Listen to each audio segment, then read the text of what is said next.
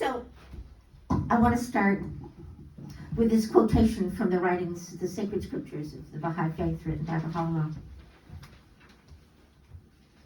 He who is your Lord, the All-Merciful, cherisheth in his heart the desire of beholding the entire human race as one soul and one body. And I think that this quotation not only summarizes what I'm going to talk about, but I can see from not only the fact that their name is Unitarian Universalist, but by what I've seen from this service, that the concept of the unity of the human race is very much essential to what you already hold dear in your hearts. And so, as it says in my bio, that I'm a founding member of Race Amity of Northern Westchester and Putnam. So what I want to talk about today are two things.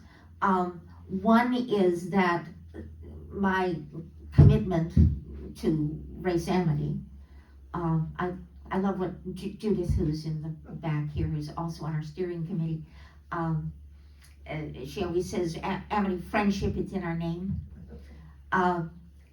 The reason that the impetus for me to found Race Amity of Northern Westchester and Putnam with my dear friend Irene Chege, who deserted us now and has gone back to Kenya, which just wasn't fair, but you know, I told her she was deserting her post, but you know, she went back to Kenya, got married, all of these things, you know.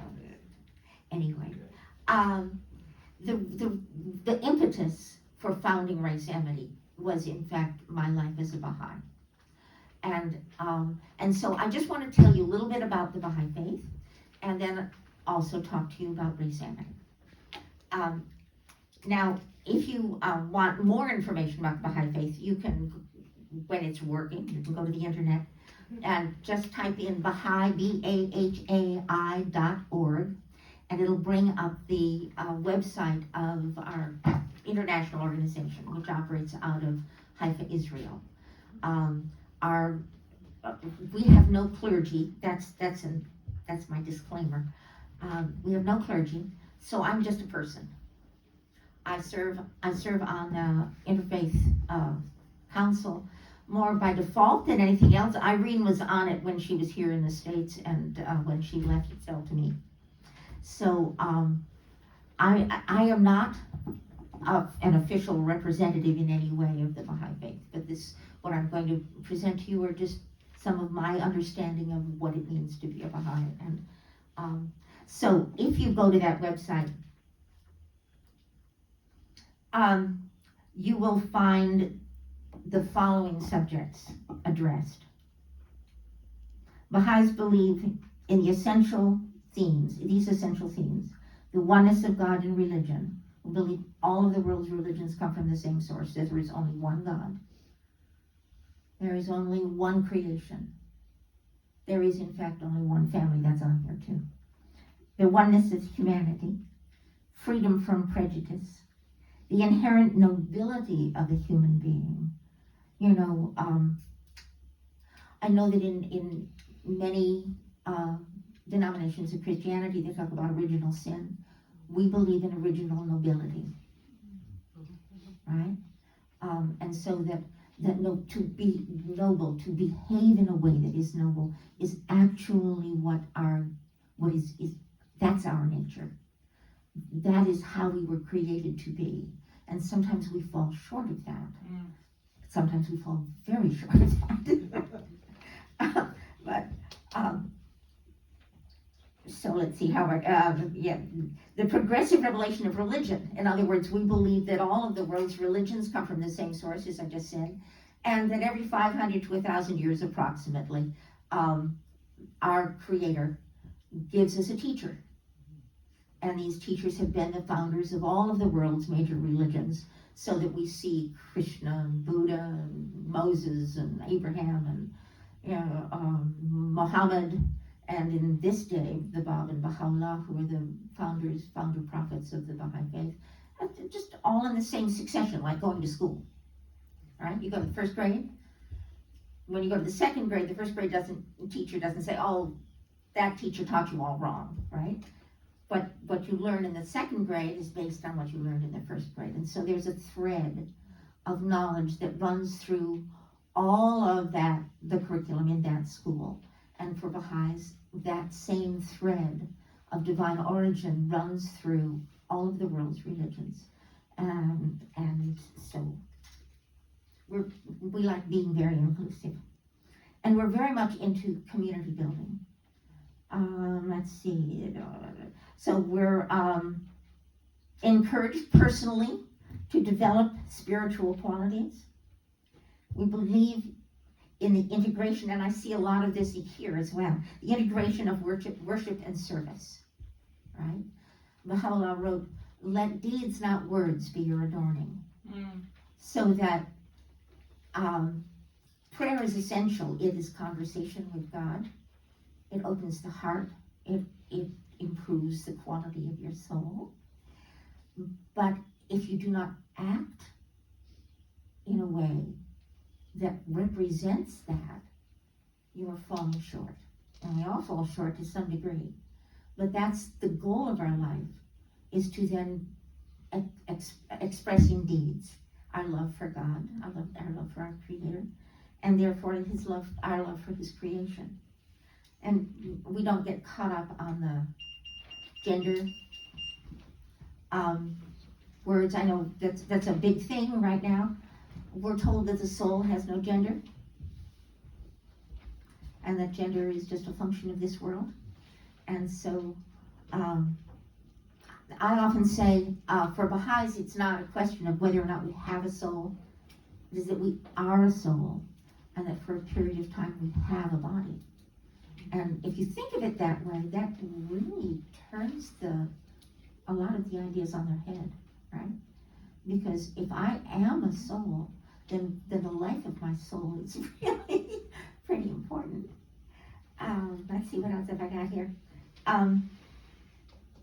The fundamental equality of the sexes, right?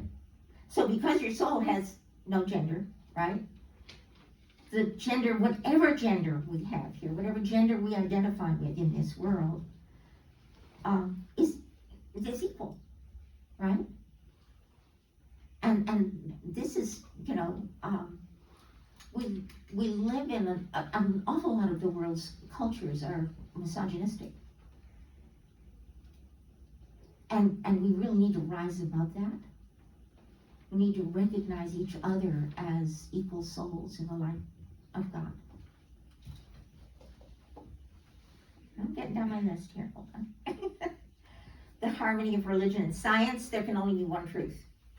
There cannot be religious truth over here and scientific truth over here and somehow be in clash.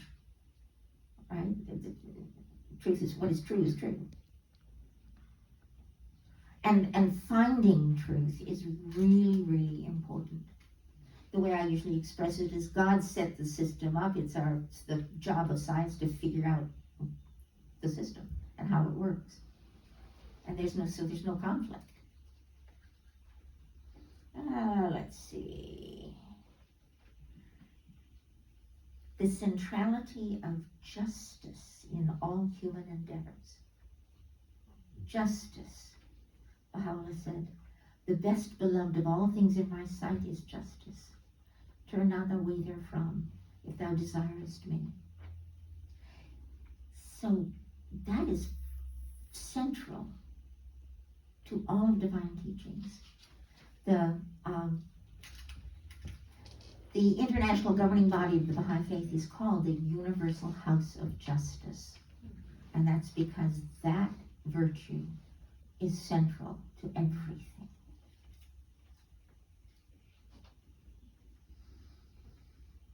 Let's see, the importance of education. Education is paramount. How are you going to learn, learning how the world works, how we work, our purpose here in life, right? The development of virtues and character. We've talked about NECS, New Era Creative Space, the nonprofit that my daughter-in-law runs in Peekskill. The mission statement of NECS is character development, basically. Empowering young people to see themselves as a positive force for change in the world. And we've had some pretty spectacular graduates of that program.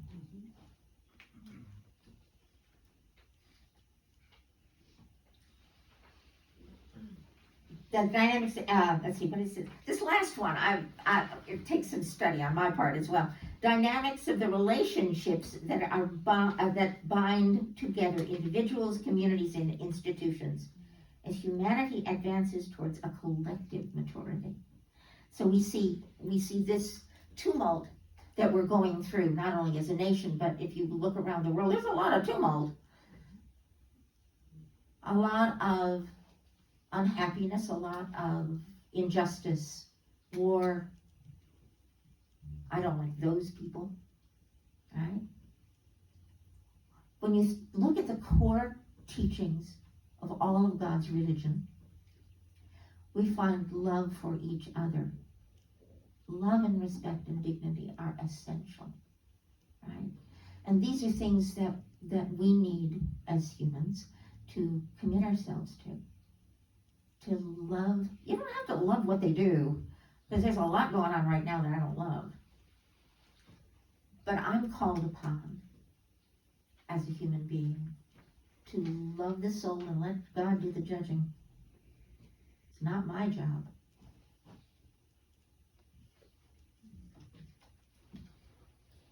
Which is so much for relief. So,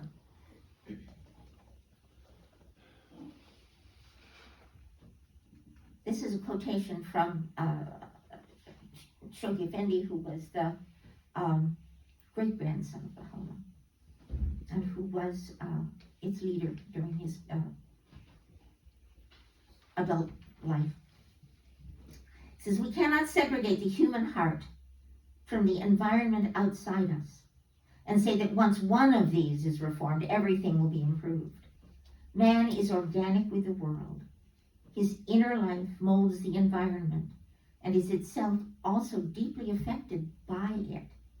The one acts upon the other, and every abiding change in the life of man is the result of these mutual reactions. In other words, it's our job to go out and make the world a better place. And so with that in mind, that's how Race Amity got started. It's based on the work of the National Center for Race Amity, which was founded in 2010 by Dr. William H. Smitty Smith. If you bring up their website, you'll see some really, you can get a much clearer history. But the Race Amity movement actually goes back to 1921. I hope we all know about the Red Summer of 1919, no. Where in over 30 cities in the United States, mobs of white supremacists attacked members of the African American community. And so in 1921, Abdul Baha, who was the son of Baha'u'llah and was the leader of the Baha'i faith at the time, contacted a Washington socialite by the name of Agnes Parsons and said he wanted her to organize a Race Amity conference. And so that first Race Amity conference was held in May 21st, May 19th to the 21st, at the First Congregational Church in Washington, D.C. 19,000 people came to that conference of every color. 19,000 people showed up only 2 years after the Red Summer to express their love for each other And it was a 3-day conference. They had many speakers. They had violin concert. They had all kinds of wonderful things going on. And it wasn't a matter of the white people sitting on one side of the church and the black people on the other side. There are plenty of photos. You can see how people sat elbow to elbow in those pews. And that was the beginning of the Race Amity movement. And I've been to, before the founding of the National Center for Race Amity, there were other Race Amity conferences. I remember going to one in South Carolina, Charleston, several years before the National Center started. I've brought some gifts for you. One is a little Baha'i prayer book. We love prayer, and I just wanted to share that with you. So I hope you will go home with that little Baha'i prayer book. I also have plenty of information on flyers about Race Amity. So the idea of Race Amity, and I wish I could walk with this. The idea of Race Amity is to focus not only on the tradition of racism, which permeates everything in our culture in ways that we don't even realize, but to also focus on that other tradition of race amity. 1619, right? The first slaves were disembarked in what was to become the United States. But within a very few years, I don't have the dates right in front of me, but there were interracial communities living all along the East Coast, in the southern states, what were to become the southern states, Virginia. I didn't make notes about the specifics, but that tradition, right, goes back a very long way, and we at Race Amity focus on that tradition as well as the other, because that's balanced. That's, we need to know our history. We need to know about things like the Red Summer. We need to know that Black women are still not treated as equals in the medical profession. That many, that in fact in many medical schools, nonsense is being taught. Still, things like Black people don't feel as much pain as white people do, or their skin is thicker, so it doesn't matter what you do to them. Their pain isn't real. These are things that go on today that we need to know about. But we also need to know about all the other efforts that go on. For instance, we need to know that in the civil rights movement, there were plenty of people of what I call people of power who worked with Dr. King and others in that movement. We need to know that that's also our tradition, and that we need to move forward in that tradition. And so I invite you, I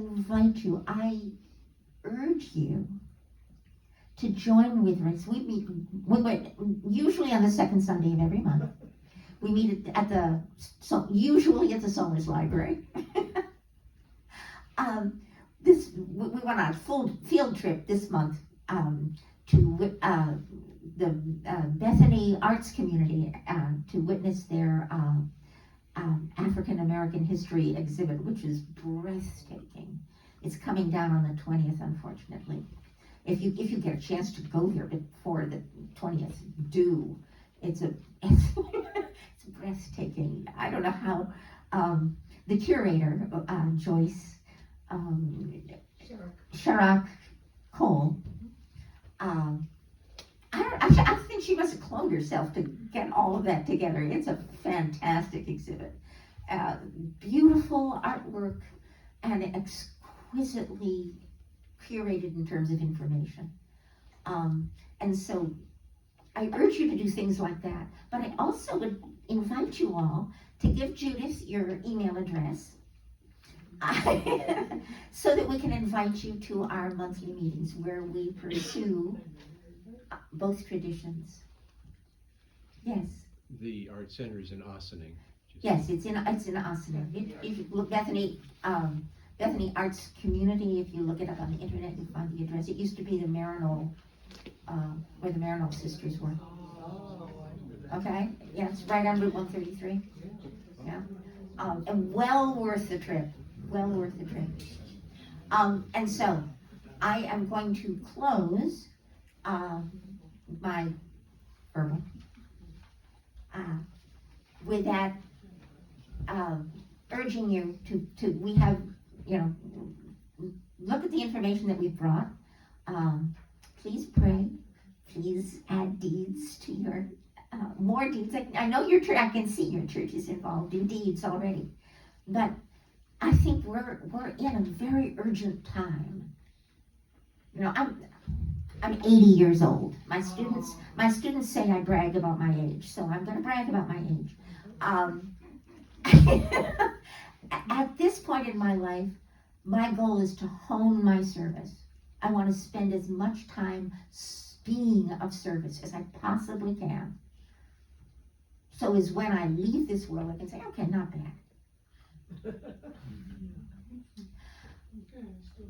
And there's ways in which every one of us can up our game.